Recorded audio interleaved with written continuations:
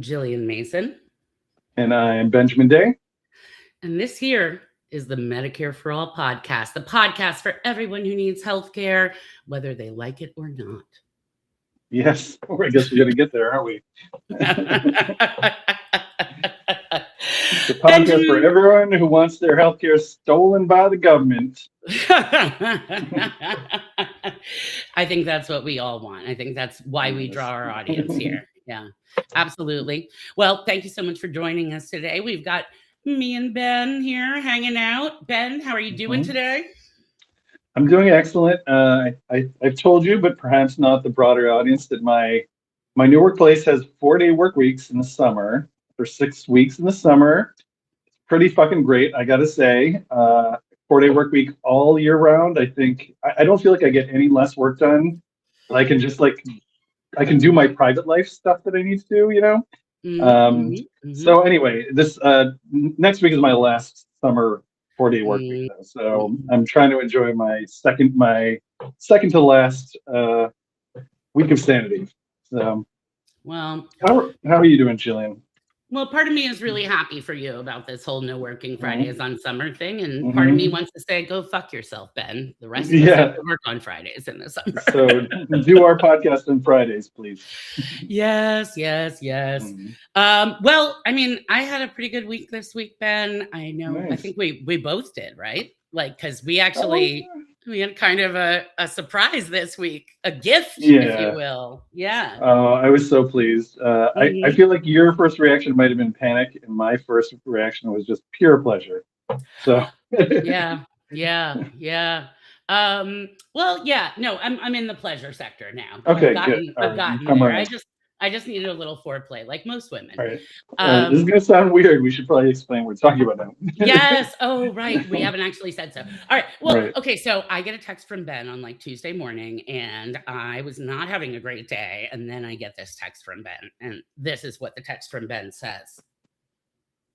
Sorry, Ben, that was your cue to say I'm supposed to say it out loud. I don't know what it said. I just said, Medicare for All podcast has finally made it. We've been featured in a Mike Rogers attack ad against Abdul. Yes, that is correct. And that, that's the moment that every podcaster dreams of, when you get featured in an attack ad against someone who you like. We're talking about, of course, about Abdul El-Sayed, the Michigan Senate candidate and friend of the pod, who's been here several times to talk about how awesome Medicare for All is. But I'll tell you who doesn't think Medicare for All is awesome. Mike Rogers, his corporate-backed asshole opponent. And so it turned out that we got a little moment in the sun here. So we're going to show you the ad. And then later on in the episode, we're actually going to rebroadcast our interview so that you can see the full interview and make up your mind for yourself, whether you think Abdul is out of pocket here. All right. So to the ad. I advocate for a government takeover of health insurance because health insurance offers no value. What Medicare for All does is it does away with the private insurance market. Because instead of having a whole bunch of payers, you have one payer, and that is the federal government. Medicare for All guarantees you a public health care plan and eliminates your private one. Medicare for All comes in and says, no more of this insurance industry, one insurance, and that is the government of the United States. What you have is the state operating as your insurance company. It is going to require taxes, and the question of how much of those taxes we would ask working Americans to pay. I think it's important that from the political economy perspective, that everybody pays a bit in. Ben, too extreme for Michigan. So for those of you who might have missed our moment in there, I do just want to draw your attention to the very beginning of the ad. You'll see there's Abdul is highlighted, and Mr. Ben Day, you're sitting right there next to him. The text covers my face so quickly, you might have missed me. Yeah, you might have. They also don't get you saying any of the spectacularly intelligent things and wonderful questions that you actually said during that interview. As I said, our audience will get to hear them again later. Here's how you know I'm not the target audience of the ad. I listened to the whole thing, every word, and I was like, well, where's the attack part? Like, where's the gotcha element in there? But yeah. And as I listened along, I was also at the same time thinking, like, what if you did a very similar ad with like the military? Like, we're just going to have one military. You know, there used to be private militias. This is the United States. True. So, you know, at some point they had to create one public military. I'm sure there's attack ads, and they were like, "There's just going to be one military. It's going to be paid for by the government, and we're gonna say that everyone should probably pay a little bit into it." And it's like, well, okay, you know, maybe this is the wrong analogy for what I'm trying to make, because healthcare is so much better than killing people. But it's like it's something arguably public service. And all right, it's going off the rails now, but you get what I'm saying, right? Oh, I get very much what you're saying. Yeah. With the same audience, if you were to substitute healthcare with military, I think they would probably not be so shocked. So yes. Yeah, it's really funny how socialism is like dangerous until you want to have one army for your entire country. Right. Yes. Yeah. Yep. Yeah. So they're saying that Abdul is too extreme for Michigan. Our good friend Egan Kemp from Public Citizen, his comment on the ad was, I think that they are overestimating how much people are attached to their insurance companies. Yes, exactly.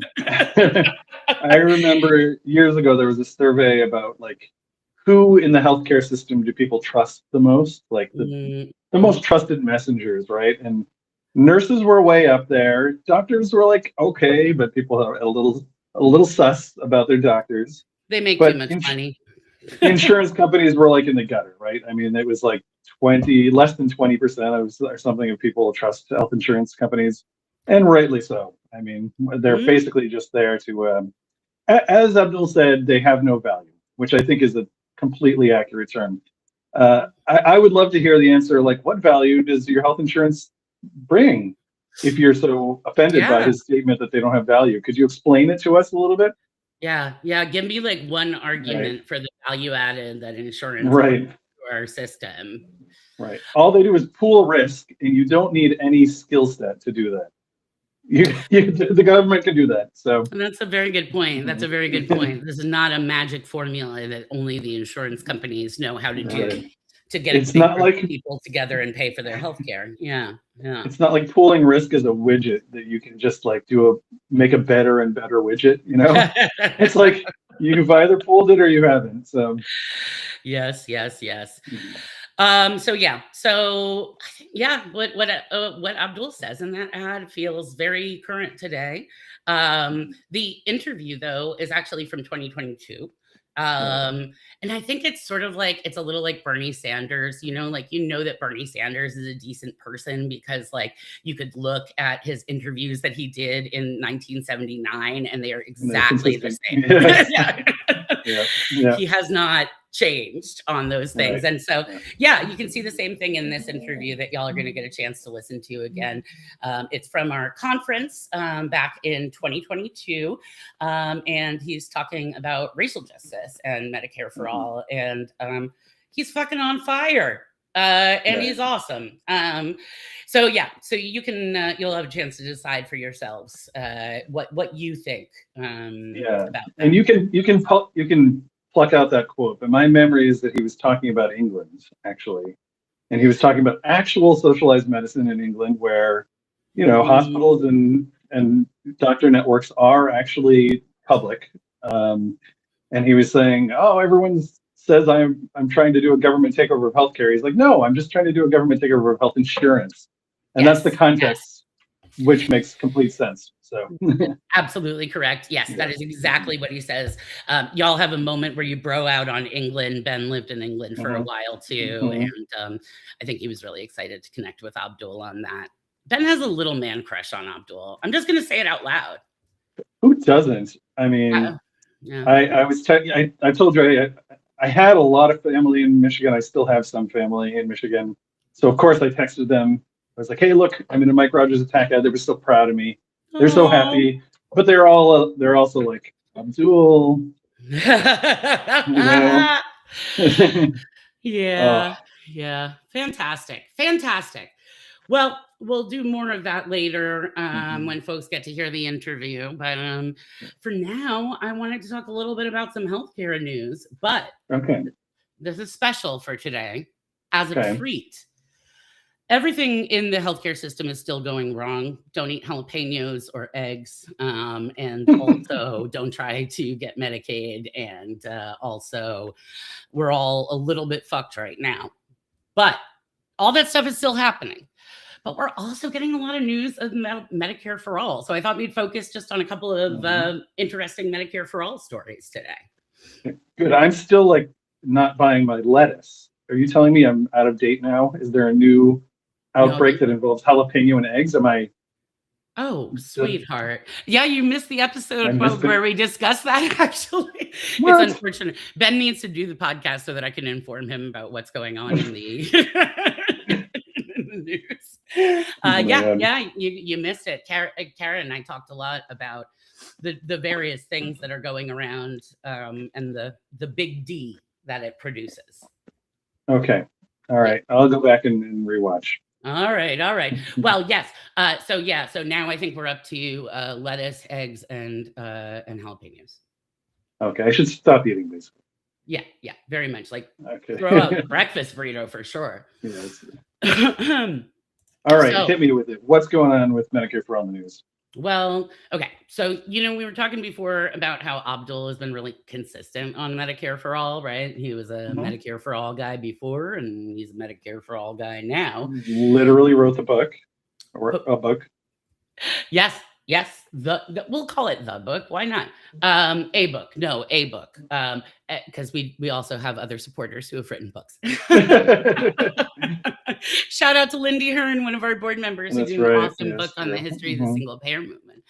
But not everyone is as consistent with their perspective on Medicare for All. So I picked out these two stories that I think are really interesting on kind of either side of that coin, right? The first one is about Hakeem Jeffries. How do you feel about Hakeem Jeffries? I feel like he was coming in and coming up right as I was going out of like federal level, intensely falling, like national Democratic politics. So I do not have strong feelings about him. I knew that he was a Medicare for All co-sponsor when he came in. And that was a big deal because we had what felt like centuries of a House leadership that was not co-sponsor of Medicare for All under Nancy Pelosi. It felt like a big deal. But I will tell you, I think my memory is that our New York activists were like, he's going to flip the first chance he gets. So I don't know. I don't know. I would not be shocked if he sheds his deep, heartfelt values of wanting universal health care for everyone.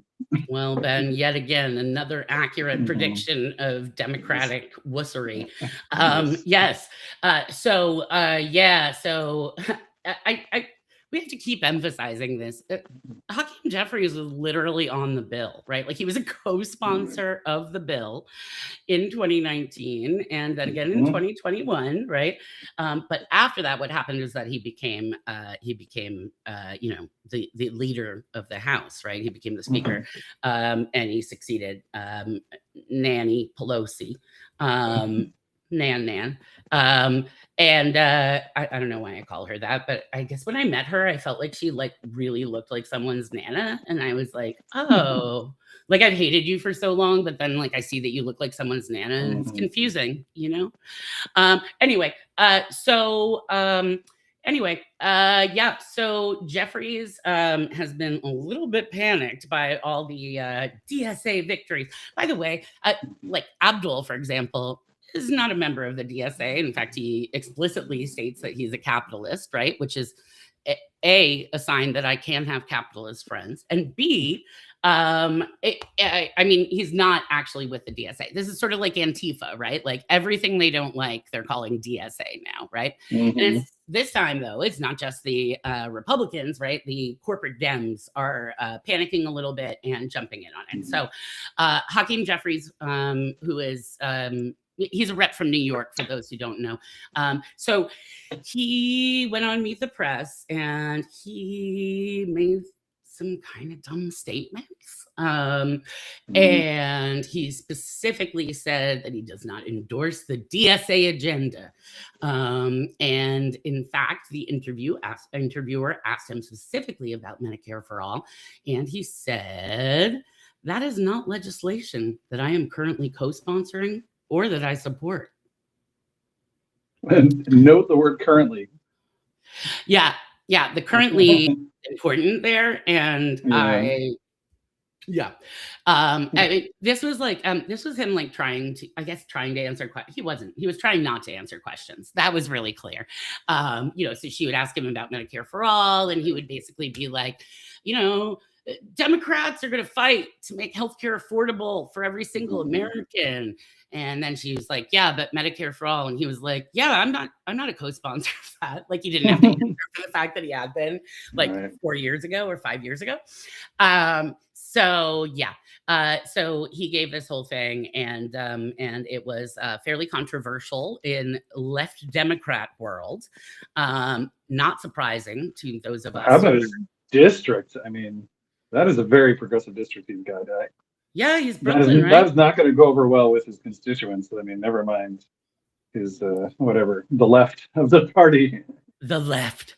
Yeah, no, absolutely. Like, I mean, we just had the ladies from the Campaign for New York Health on a few weeks back, and like, they are seriously building power for Medicare for All in Jeffrey's district, as well as the rest of New York. Brooklyn, mostly Brooklyn and Queens, right? Yep, that's right. That's right. So, yeah, probably not going to go over so well with his district. But for now, it's just getting trashed by the lefty DSA Antifa Dems.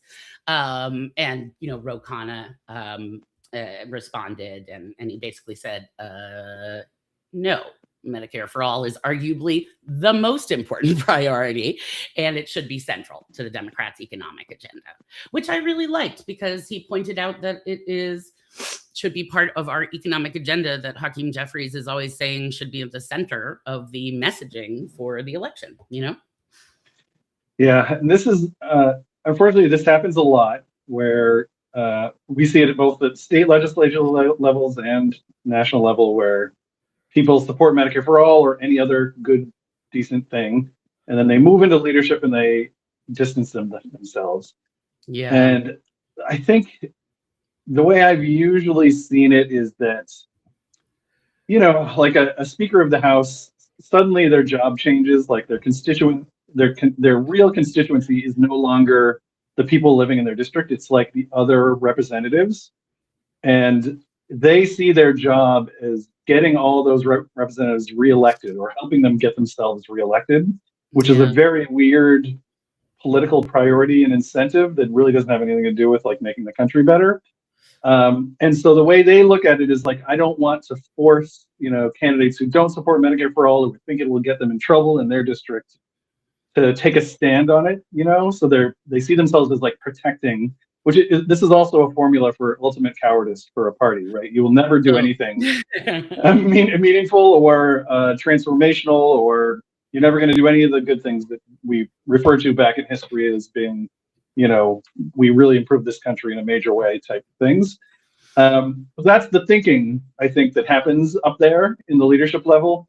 But to say something like this right in the run-up to the midterms, where you have Medicare for All supporters in very tight races, to me seems just incredibly idiotic and stupid, even from a self-serving political perspective. Like we want the Democratic Party to expand, retake the House, retake the Senate, all that stuff. So it is just, I don't know, it's incomprehensible, ethically, morally, politically, even self-servingly, no, it definitely seems outside his self-interest, for sure. Yeah. I feel like, the only conclusion you can draw from that is that actually he doesn't give a fuck about the Democratic Party being in power. He needs corporate Democrats. He needs to make sure that people who are fucking, eating out of the insurance companies' pockets, right? Like are like, he needs to make sure that they're in charge. So he doesn't give a fuck about the Democratic Party. I don't think he really cares about power either, right?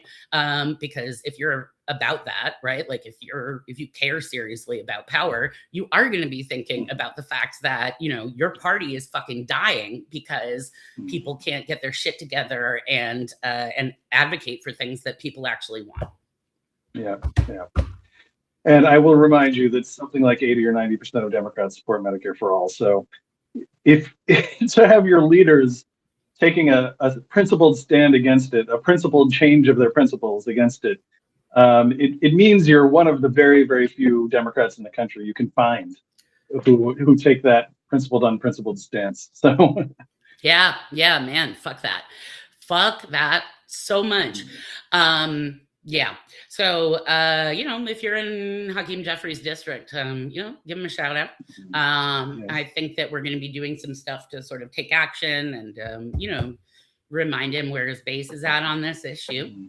So that is exciting because, every time someone says something fucking stupid, it's like a really good organizing opportunity for us. Yeah.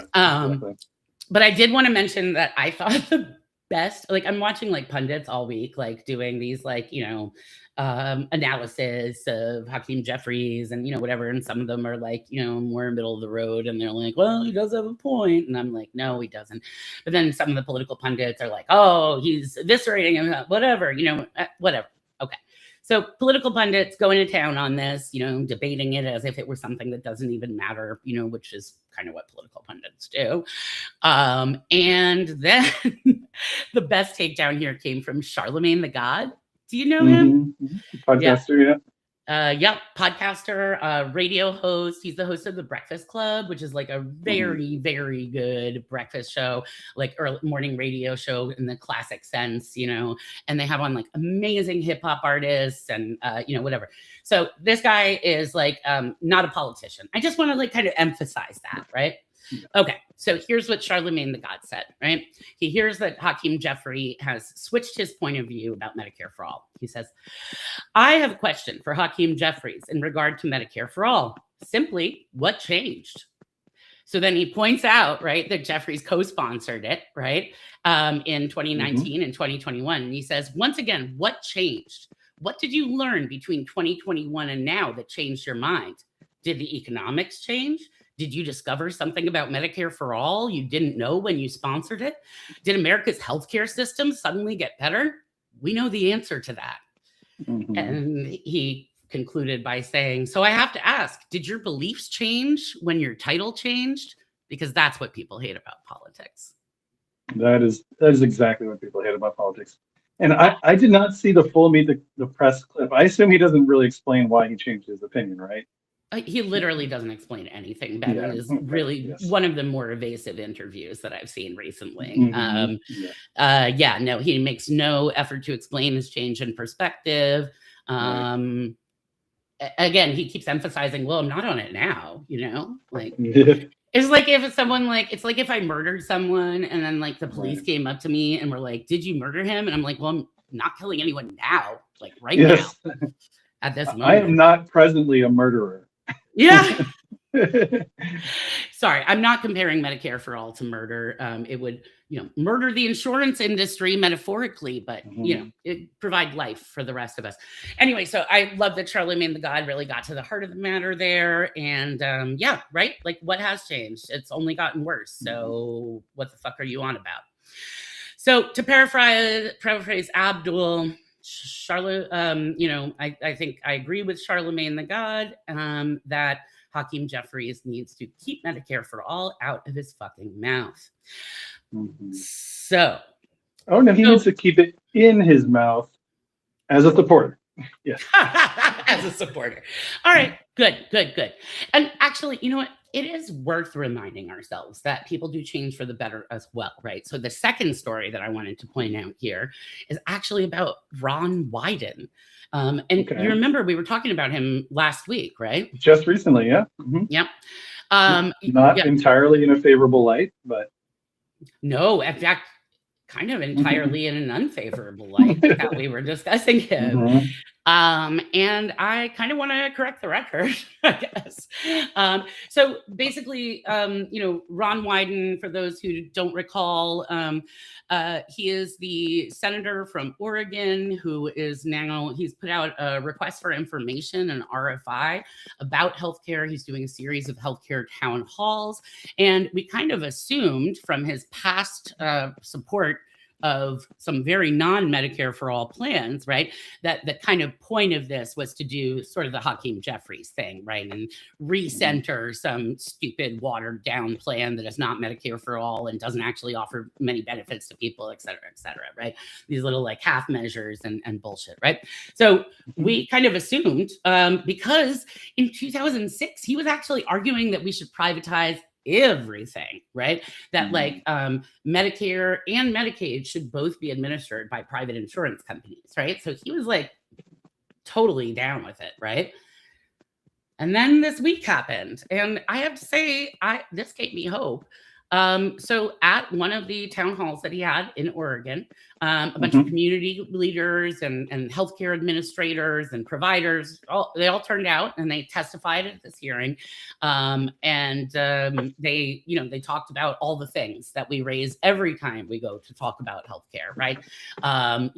Frustration, uncertainty, difficulty obtaining care, all the cuts, right? All the stuff that we complain about, and we say Medicare for all is the answer to. And Wyden was like, yeah. Yeah, we do need Medicare for all. By the end of the meeting, basically like this, Ron Wyden, previous supporter of privatizing everything in healthcare, is now saying that we need Medicare for all. And he said that the healthcare crisis is an issue that transcends blue and red.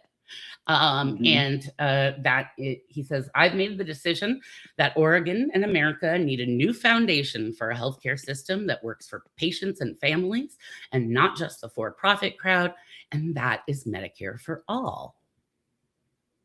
Wow, this is such good news. I know Healthcare for All Oregon has been advocating with him for a long time. So the other Oregon Senator, Jeff Merkley, is a longtime Medicare for All supporter, right? But Wyden has just been very, very difficult to move. Again, he's one of these Democrats who's like, yes, universal health care. And as I think even last podcast we mentioned, Wyden is good on a lot of other issues. Yes, absolutely. But has never been good on Medicare for All. So finally coming around, which is awesome. I mean, that's exactly what we need. And it's so hard to move. From an organizing perspective, it's really hard to move senators because their districts are so fucking big, right? And they have so many constituents. Yes. And, when you have even a rep, it's like the district is small enough that like individual voices kind of matter and people's stories matter. But for senators with these, representing millions and millions of people, and also corporate dollars, I think, go a little further with Senate candidates. Yeah. They invest more at that Senate level. It is just so much harder to move. So this is, I think, the payoff of decades and decades. And again, going from like the Jeffries story to this one, it is a bit. I struggle because sometimes I'm like, okay, well, we shouldn't hit them too hard because we ultimately want all these legislators to come see the light, right? To basically support what the constituents want, which is Medicare for all in most cases. And so you don't want to like throw them under the bus. You want to like bring them along, But at the same time, there has to be some accountability mechanisms too. Like I don't think Jeffries was even primaried this past year, and if he keeps this up, that's going to change in a couple of years. So No doubt, no doubt, no doubt. Yeah. Especially as it seems like a lot of the more progressive policies in like New York City, for example, are catching on. Other folks in New York are like, why don't I get free childcare? Right. Like, I think that like, yeah, he's going to face some serious issues there. But it's a testament to the power of organizing, right? I mean, shout out to our good friends at Healthcare for All Oregon, who have been, like you said, working on this for many, many, many years.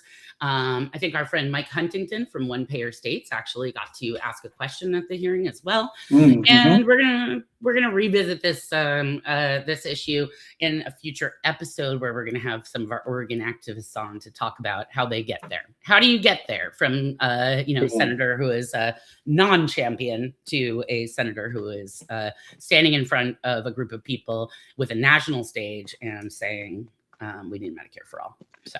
Yeah, and I think there's still an ongoing state level effort to get Medicare for all in Oregon.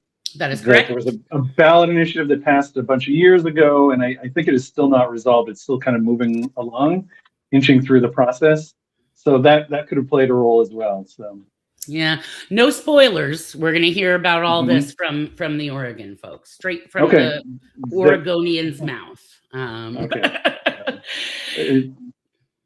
Better not give an early ignorant opinion from me. Just wait for a confidence opinion in a week or two. I mean, I'm just saying. Yes. So this week we've got a lot of flip-flopping, some of it good, some of it bad, and then a lot of consistency from some of our Medicare for All champions who have been in the game for a minute. Yeah. Awesome. Cool. Yeah. Okay. I was just, I think I'm waiting for where's the attack on Medicaid story for this week? Where's the everyone getting kicked off their healthcare story? Yeah. Are we, I mean, I'm sure it's happening, but we get spared this week some of the grisly news.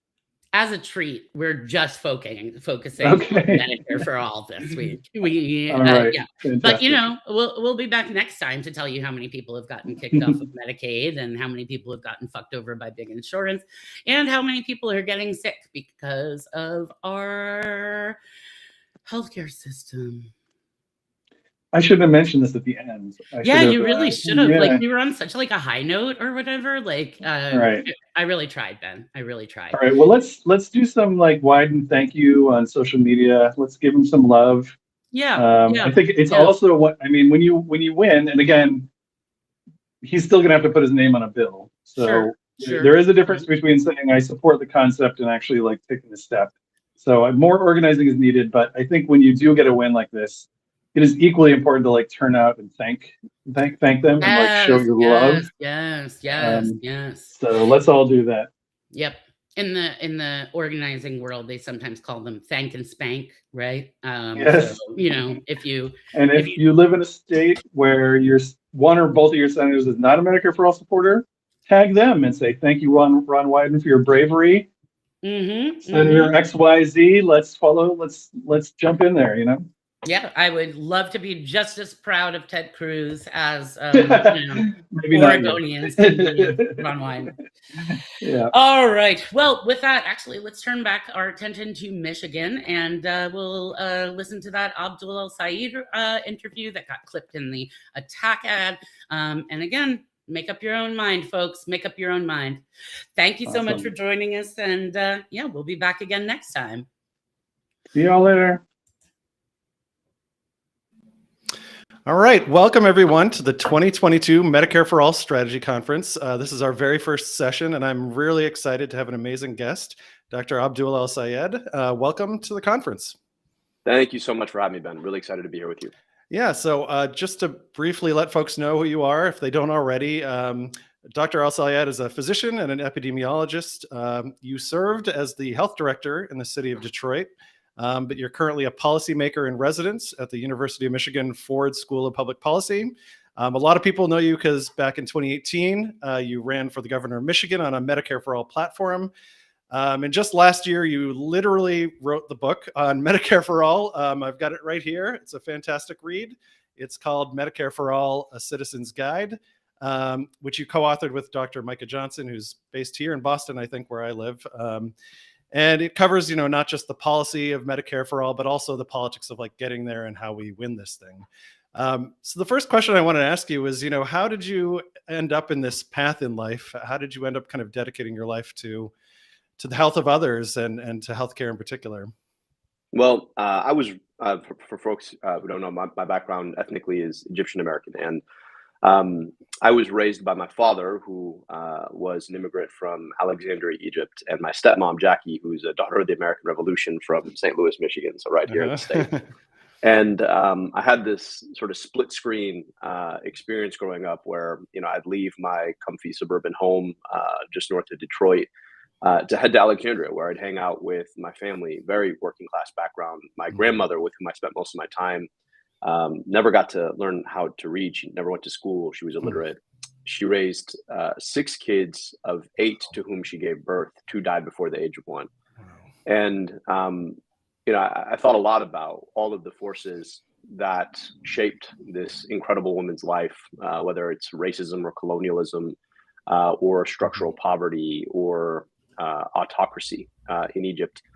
And that got me really thinking about the opportunities that I had. Now, I didn't have the language to articulate this, but when I'd travel to and from Egypt, I'd go about 15 hours and I'd cross about 10 years difference in life expectancy. Wow. Here's the crazy part of it, though. I didn't have to go 15 hours to Egypt. I could go 15 minutes to the city of Detroit from where I grew up, and I'd cross the same 10-year life expectancy gap. And I wanted my work to be about that. And I trained in medicine thinking that ultimately, as a doctor, I could take care of patients on the wrong side of those chasms, only in my training to come to appreciate that, frankly, our healthcare system is so much a part of the problem. It creates and sustains so much of those differentials in where we provide healthcare, who gets access to affordable, equitable, quality insurance. And I wanted to be a part of fixing that problem. And so most of my career has been focused on public health, but I've come to appreciate that the end outcome of our public health system is our healthcare system. And the fact that we allow our system to cost us upwards of 20% of our entire GDP to deliver mediocre outcomes on average and some of the most inequitable outcomes in the world is itself part of the public health challenges. We saw that front and center when it came to COVID-19. We saw 15% of people lose their health insurance in the first wave of the pandemic. We watched as our healthcare systems got inundated, and despite that, 47 hospitals closed during the pandemic. When you'd think you'd want all of your hospital capacity up front and center, but that's because of the way that we've basically allowed our system to be wound around the axle of profits for major corporations rather than built upon the goal of providing healthcare for everyone. And so this is what led me to healthcare activism and why I'm so passionate, both in my political advocacy and in my research and writing on Medicare for All. Right. And I think you did some of your schooling in England, actually. So you've probably had a little bit of a glimpse of a real universal healthcare system or socialized medicine, The crazy thing is, even in Egypt, right, where I'd spend my summers, everybody had access to some form of healthcare. It wasn't great. You're talking about a middle income country. But no matter who you were, there was still a place you could go. I mean, in the United States, beyond an emergency room, that's not necessarily true for you, the richest, most powerful country in the world. In the UK, I'll tell you a story. I was a medical student when I went to the UK. I did my PhD in public health there, and I played football in high school and decided I wanted to try the British analog of football, which is rugby. And very different. First play, no helmets, right? No helmets, no pads. My first play, I'd asked the rugby captain how to tackle, and he said, "Well, it's just like football. Well, in football, you're taught to pop the guy, right? And it's a lot more about the impact than taking him down to the ground." And I did that, and the other gentleman unfortunately ended up with a concussion, and I got up and could feel every time I breathed this pain in my rib, and I knew that I'd probably had a non-displaced fracture. And just to be safe, right, given my American tendencies, I went to the GP in the UK, and I told him, I was like, "Here's my symptoms. I can't laugh." And he just looks at me dryly and says, then don't laugh. I'm like, well, no, I'd really like to be able to laugh. That's a diagnosis for you. Yeah, right. And I asked him, I was like, well, do you want to do anything? He said, you're in med school, right? I said, yes. He said, well, what do you think this is? I was like, it's probably a non-displaced fracture. He's like, how do you know it's non-displaced? Well, if displaced, your ribs get displaced from each other. And so you end up having jagged, broken rib that can cut into the sac that covers your lungs. And that's a medical emergency, because if that breaks, then you end up losing the negative pressure that allows you to breathe in the first place. So that's a real problem. Obviously, I could breathe. I walked into the office on my own accord. And he said, okay, well, you already know the diagnosis. What more do you want me to do? I said, well, you don't want to get an x-ray or like a CT. And he said, let me tell you something. In the US, I'd give you an x-ray. I'd give you a CT because I'd make money off of it. But here, I make no extra money. All you're going to do is steal some x-ray or CT from some poor bloke who needs it. Right. So why would I do that for you? And I was like, that's a very fair point. So in the end, people hear the story and they say, well, see, that's an example of why a truly universal healthcare system rations care that you might need. I said, well, actually, no, both me, poorly trained doctor, and him, a fully trained doctor, agreed that I didn't actually need this service. So it was a waste of money to have provided it. The only reason I would have gotten that service in the United States is because people make money on providing me, who is privileged enough to be insured, that service. And so it's a perfect example of the kind of waste that happens every single day. Meanwhile, folks who don't have that training think that they're getting great care because they're getting a service, but they don't understand that there are actually costs to that service. Every time you get a CT, even an x-ray, you're exposing your body to unnecessary radiation, and that has a cost. And so, it's just an exemplar for me of what we're after. And the other funny point I just want to make on this is that in the UK, they actually have a government healthcare system. Medicare for all is not actually government health care. It's government health insurance. Right. And that's a really big difference. And so when folks say, well, you advocate for a government takeover of healthcare. No, I advocate for a government takeover of health insurance because health insurance offers no value in the American healthcare system. All it does is intermediate a middleman who then profiteers off of our illness. And I just think that's immoral. It's profoundly inefficient, and it's inequitable. Well, that's a great transition to some questions from some of the folks who are going to be attending the conference who had for you. We had one question from Rebecca in Illinois about Medicare, and we sometimes forget we do have a public universal-ish healthcare system once you turn 65 in the United States. Rebecca says, too many times since, the privatization of Medicare, whenever I use the term Medicare for all, the reaction to that is all too often Medicare sucks. So then we start down the rabbit hole of, well, we don't really mean Medicare like it is. So Rebecca is wondering about our use of the term Medicare for all and also Medicare as a model for what we're fighting for. Well, I've always found that actually people who are on Medicare don't think Medicare sucks. And that's because they go through this experience by turning 65, where all of a sudden they go from an insurance product that doesn't accomplish its main goal. I mean, what do you think about the etymology of the word insurance? The operative word is sure, meaning you are sure it's going to be there for you. And the truth of the matter is, in our insurance system, because of deductibles and copays, there's nothing to be sure about. Whereas with Medicare, you're sure that it's going to be there for you, right? You may have a copay, you may have a deductible depending on how much you make, but it's going to be there for you. It's not going away. And so most folks, who are on Medicare, like Medicare, oftentimes there's a stereotype of, oh, Medicare's terrible. But actually, when you talk to the folks who use Medicare day to day, they like it. And some folks will say, it's not great. In which case I would ask, all right, what's the socioeconomic position of the person that you're talking to, right? Did they go through that experience of not having health insurance or having such crap health insurance to having Medicare? The other point I'll make on this is that's true. We're not talking about Medicare as it is. Medicare has been deliberately choked off and deliberately privatized so that it is not as high a quality product as it possibly could be. That's the whole point. That's the kind of lobbying that the health insurance industry, which by the way is the second biggest lobbyist by dollar in the entire system, they've been lobbying to keep Medicare mediocre, so that they can then lobby for these advantage products that allow them to, in effect, to cherry pick off the top by offering what Medicare doesn't offer because they're keeping Medicare from offering it. And so, the point that I often make to folks is, if Medicare is not what it should be, ask yourself why, right? Why is Medicare not what should it be? Well, it's because the insurance industry understands the comparison. and is trying to keep the comparison as as beneficial for the industry as it possibly can be, and that means choking off Medicare using this line of reasoning saying that we can't afford it. But that's that zero-sum logic that we keep hearing all the time, when actually what we can afford is an insurance system that forces us to be employed or under 26 or whatever, or married or whatever else it is, to get insurance, and then have to pay a deductible. I mean, I teach a course on universal health coverage, which is mainly Medicare for all at American University. And every time I try and explain deductibles to students, they're flabbergasted. They just don't they can't compute that this is a thing. They're like, wait, so you have to pay again for the thing you already paid for? I'm like, I mean, I want you to think for a second about AFLAC, right? AFLAC is insurance coverage for your insurance coverage. Right. Like, that's the whole point of AFLAC. When your insurance needs insurance, is not insurance. Right. Anyway, so the point here is to say that yes, we do need to fill the holes in Medicare, but often ask folks why it is that Medicare is not what it could or should be.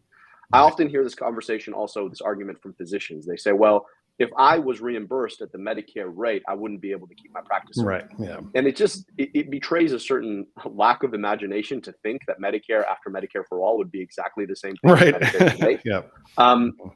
The other point here is one of, I think, one of political tactic in organizing. I actually think that in some respects, the Medicare for all label may be something that we need to think a bit about, right? Because I do think that any label, any short-term label that you put on a policy, it is intended to be almost a catch-all for a certain level of political organizing. And I think the ways that enemies of Medicare for all have been able to twist the conversation about Medicare for all may have at this point outweighed what it is that we can do around using it as an organizing umbrella. Obviously, when Mike and I wrote the book, we wrote it on Medicare for all because it's what people understand.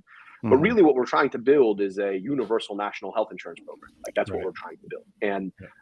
And so I do think that there is potentially a conversation that we as folks, and you all attending this conference, ought to be thinking about how do we potentially diversify the conversation holder, right? The name for what we're trying to build, because the truth is that the name Medicare for all is pretty new, but the idea of building a universal national health insurance program that goes all the way back to Roosevelt, Teddy, the first Roosevelt. So there's a long history of building upon this, and so there is I think there needs to be an active conversation about what the umbrella we're organizing under ought to be moving forward.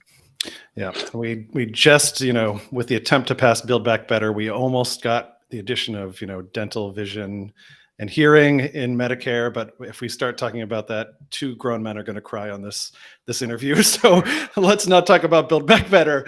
So I wanted to switch to a really deep question from an activist in Virginia, and I'm paraphrasing a little bit here, but he was wondering how the legacy of slavery in the United States has impacted or kind of shaped our current for-profit healthcare system.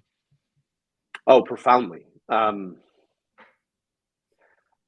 My friend Heather McGee wrote a fantastic book called The Sum of Us. And in that book, she talks about how racism continues to flummox our capacity as a society to invest in collective public goods because the zero-sum nature of advocating against access to certain goods for Black people and to some extent brown people is more powerful almost than the self-interest of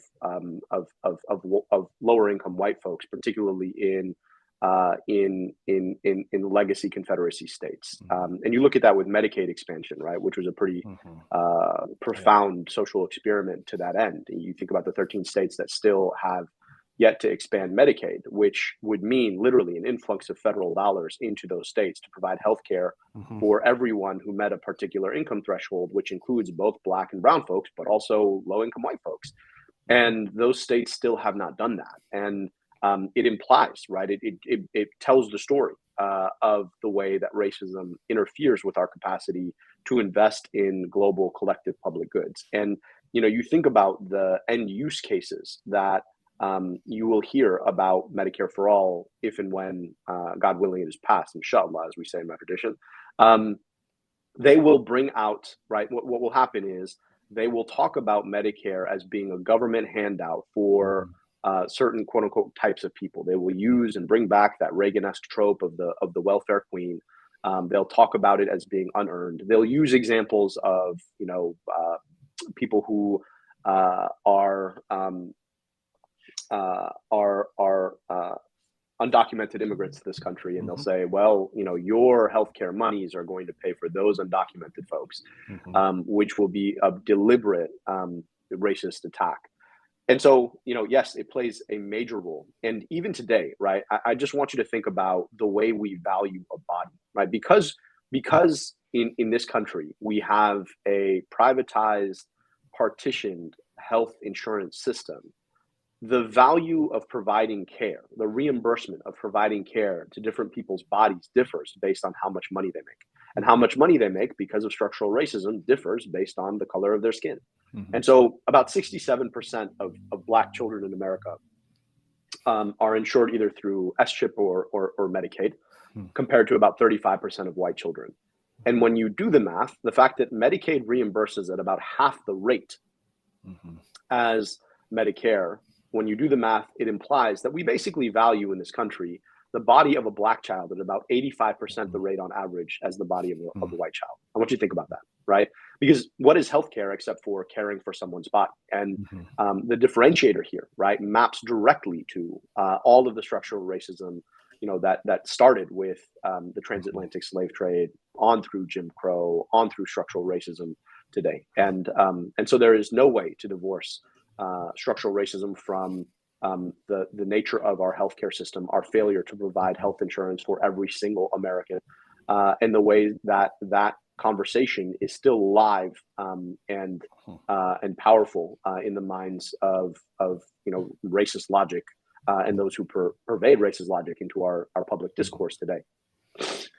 Yeah, and one question I had for you is, how do you talk about, Medicare for all, structural racism with people who are, family and friends who are maybe not in the movement, or maybe not in the left, I would say, not activists, don't speak the same necessarily jargon as activists, progressives do. What's your approach? And I guess, bedside physicians have to do this all the time, but. Ben, I really appreciate the question, because I actually think one of the challenges that we have on the left and in progressive circles is that we're really good at having conversations with one another, and we're not that great at having conversations with folks who don't necessarily see the world the way we do. And we often assume that is because they disagree morally with us, and that the way that we need to bring them over to our side is shake our fingers and wag our fingers about the immorality of their position. That doesn't work. That's not a good organizing strategy. Oftentimes people are just not as dialed in, simply either because they don't have the time, or because they've got other things that they've got to focus on, or because they haven't had conversations with folks like you to bring them in. And I think the best way to engage with people is to start asking questions. Tell me about your health insurance situation. Tell me about the last time you got sick. What was the conversation that you had with your insurer? What doctors could you see and not see? What were you worried about, right, after you got out of the hospital, or when that bill arrived and you knew and you saw the name of your health insurer there and you were so scared to open it? How many days did you set it aside before you finally opened it to see what the damage was going to be? Tell me about people in your family and their situation. How many people do you know who don't have health insurance? How many people do you know who haven't gone to the doctor because they're worried about what it might cost them? Tell me about how many times you've had to stack your healthcare at the end of the year because you're worried that your deductible is going to re-up in January, right? What is that like for you? And once you start getting people to talk that through, then the question is, well, why do you think that's happening? And who benefits from that happening? And what is it? How do they keep getting away with it? Once you start asking those questions, you put people in a position where the issue goes away, leaves the abstract, and starts to become one that is deeply personalized in their own minds, where they are now the central actor in the broader system of our healthcare. They can situate themselves and others like them whom they know, and they can tell the story of our healthcare system for themselves in ways that are far bigger and more nuanced than the story you could tell. And so pulling this conversation out of the abstract and putting it back into the direct lived experience of people is extremely powerful. The other point here is that I think sometimes we are really interested in debating And I just don't think debating is as valuable as empowering, and helping folks, giving them information and context, and keeping a smile on your face and saying, hey, I might not win you today, but I want to keep having this conversation, because I hope that someday you'll see it the way that I do. And if not, right, we'll keep talking in a spirit of respect and civility. The other point here is to remember that at the end of the day, people care more about how you make them feel than they care about whether or not you agree or disagree. People sometimes will actually cognitively agree with you, but emotionally disagree with you. Usually when you have a conversation, winning someone over doesn't look like proving them wrong, because once you prove them wrong, they have a vested stake in not showing you that they've been proved wrong. So they will continue, even though intellectually they will submit to the debate. They'll just be like, I don't like you and I don't want to be like you. So actually, no, right? I disagree. And you're like, well, what do you disagree on? I just proved to you. And they're like, yeah, well, that's exactly it. You proved to me, right? Rather than empowering me to see the truth for myself. And so I would just say that, like, it's worth avoiding debate. It's worth avoiding abstract conversations and moralizing. It's worth trying to avoid the nuances to get folks to engage with the broader concrete issues. And then over time, right, create a funnel for them. Be like, all right, well, you see it this way. How about you come and, and engage with this group of people who are going to have a conversation today? How about you check out this piece that I read that I thought you might be interested, or here's a book to learn about this issue. And then, pull them in and bring them in. It's not enough to just win folks over. You've got to take them from being someone who sees the world as it is to someone who's willing to do the work of changing the world to be what it ought to be. And that takes patience, that takes time. And sometimes it moves a lot slower than you think it might. I love that answer. You basically just described what good organizing looks like, I think. And maybe related to that is this question from James in Illinois, who asks, and I think a lot of people ask this when they're weighing, should I get involved with the Medicare for All movement? Is it worth my time? He asks, how can we overcome the power of big business, big medicine, big pharma, special interests with big money, and so on? It can feel, I think, really overwhelming for folks who want to change the system, but are like, is this just a totally useless effort? Well, James, the only way, right, is organizing. We have a whole chapter in the book called Organizing versus Advertising. They will continue to swing big money at this problem because that's all they have. And the truth of the matter is their greed is putting people on our side every single day. Every time they raise their deductibles, every time somebody has to debate with some, faceless insurance person on the other side of a line after they've gotten sick about whether or not the insurance is actually going to pay for the healthcare that they already paid for. Every single time that happens, you've got someone who is on the side of Medicare for All. They may not know it yet. They may not have the language for it. But our job is to be able to give them that language and to create a space where they can go to be a part of a solution. And because the structure of our healthcare system is deteriorating, because people have come through this experience where they've either lost their health insurance or they've had to look across a table at a nurse who's overworked because their healthcare system is nickel and diming them. People are seeing the light that the system is broken. Now, our job is to show them what the solution to fixing the system ought to be. And so organizing really, frankly, honestly, is the only way forward. I wish I could tell you how we could defeat big business. Trust me, I have seen the consequences of what they can do in our politics firsthand in ways that I wish I didn't have to actually know.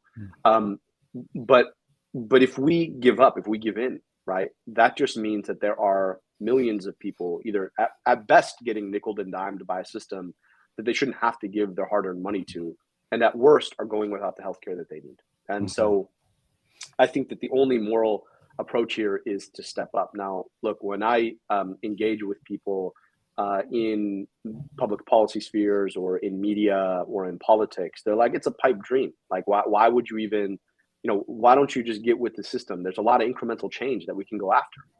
And I guess to me, the answer is all of that incremental change assents to their dominance of the system. You're basically saying that the greed of large corporations is the primal issue here. And all we can do, right? All we can do is readjust the chairs on the deck of the Titanic. And I'm just not willing to do that. I told you where I come to this from.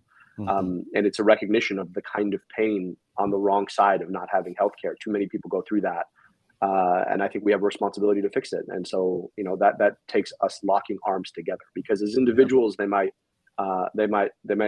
pick us off, but as a collective, right? That's how we push back. And trust me, the facts are with us. And I think if we're with the facts, then in the end, we're with the future.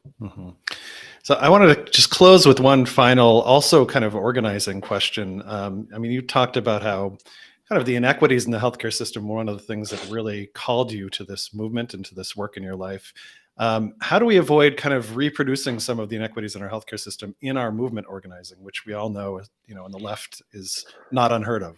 So, yeah, they care about money and power, and we have to care about people and truth, and that means literally organizing from the bottom up. It means putting voices forward whose experiences with this system are resounding.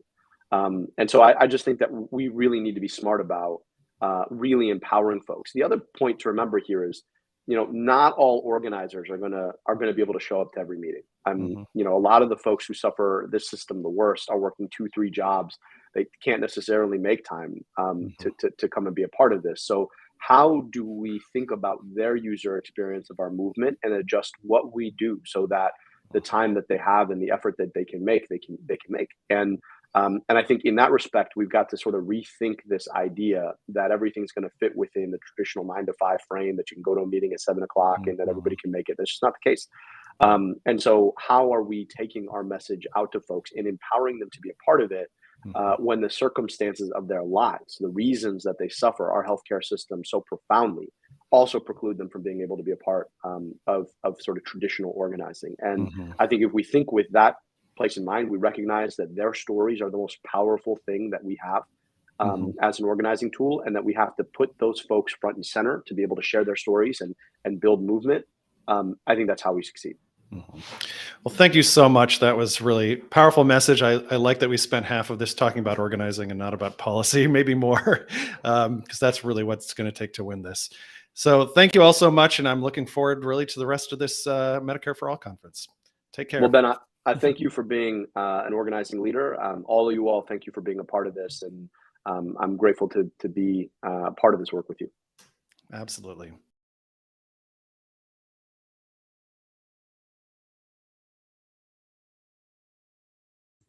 Once again, that was our 2022 interview with Abdul El-Sayed, current Senate candidate in Michigan.